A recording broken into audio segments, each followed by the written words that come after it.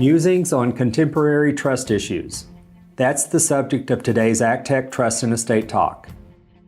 Welcome to ACTEC Trust and Estate Talk from the American College of Trust and Estate Counsel, a professional society of peer-elected trust and estate lawyers. This series offers professionals best practice advice, insights, and commentary on subjects that affect our profession and clients. To keep up with the changing world of wealth planning, subscribe at iTunes, Apple Podcasts, Stitcher, Google Play, or other podcast sites. And now, our ACTEC Fellow host with today's topic. This is Doug Stanley, ACTEC Fellow from St. Louis. To discuss these trust issues in 2019, we will be hearing today from Turney Berry, ACTEC Fellow from Louisville, Kentucky.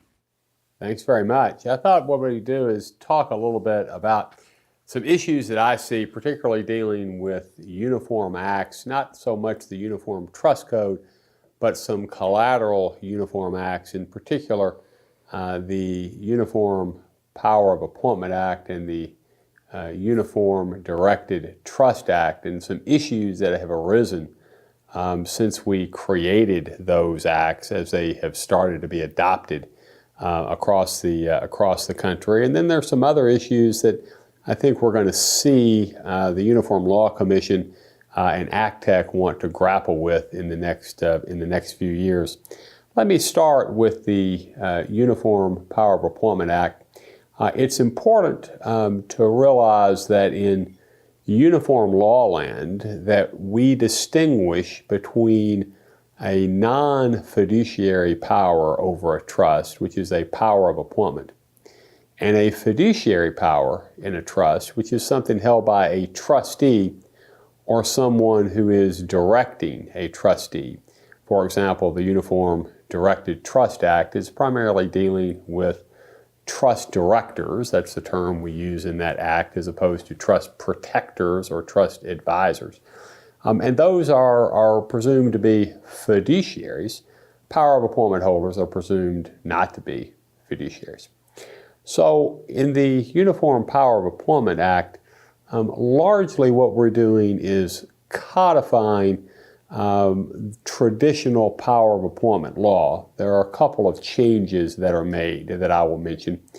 The reason that we were excited about that act is because very few states have much law on powers of appointment, yet they're in almost every document. We all know what they do, what they should do, how they should work.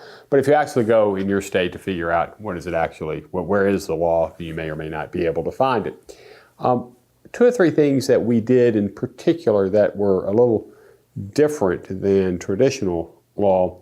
One had to do with the rights of creditors. And this has turned out to be controversial in a way that we did not expect. The question of when creditors should be able to compel distribution out of a trust or should be able to attach assets in a trust is something that the academic community and practitioners commonly disagree about.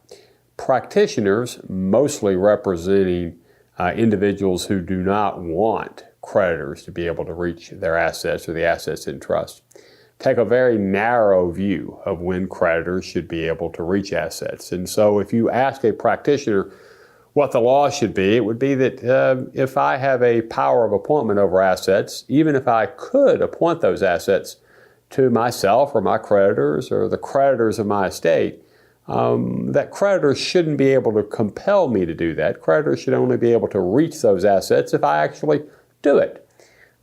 That was more or less the general common law answer to the question of when could creditors reach assets. Like all common law, there were some outlier states, but that was the general answer. The academic community has a hard time defending that.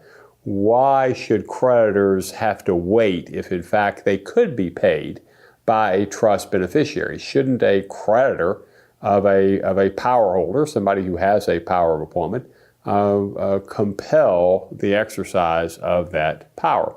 So when we worked on the Uniform Act, our conclusion was that if a power holder could pay a creditor, then the creditor should be able to reach those assets. And we didn't really worry about that because general powers of appointment at that point were fairly rare. They were in large trusts for generation skipping tax purposes, that sort of thing.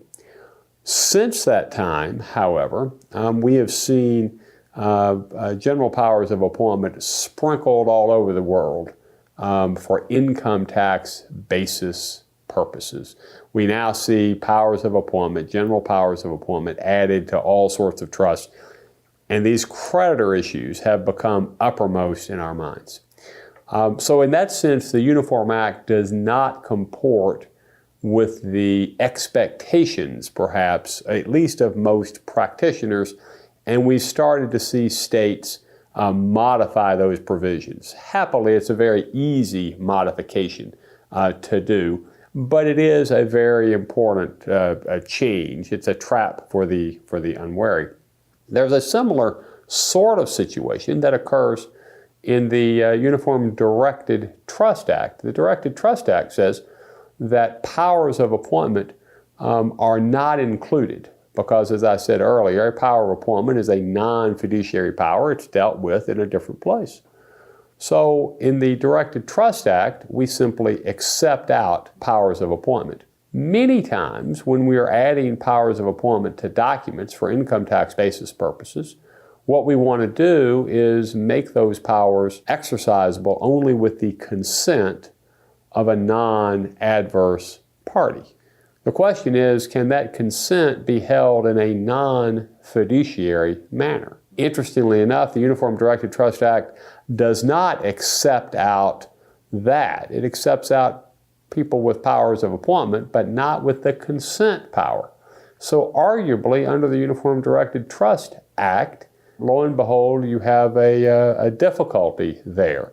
So as we're thinking about the Directed Trust Act and adopting it in states, we probably will want to make a modification to the Act on that score as well. These Uniform Acts are very helpful and very important. They're never perfect. We always discover issues that should be worked on. Thank you. Thank you, Turney. Thank you for listening to this episode of ACTEC Trust and Estate Talk, the podcast about wealth planning matters from the American College of Trust and Estate Counsel. To find an ACTEC lawyer near you, visit actec.org.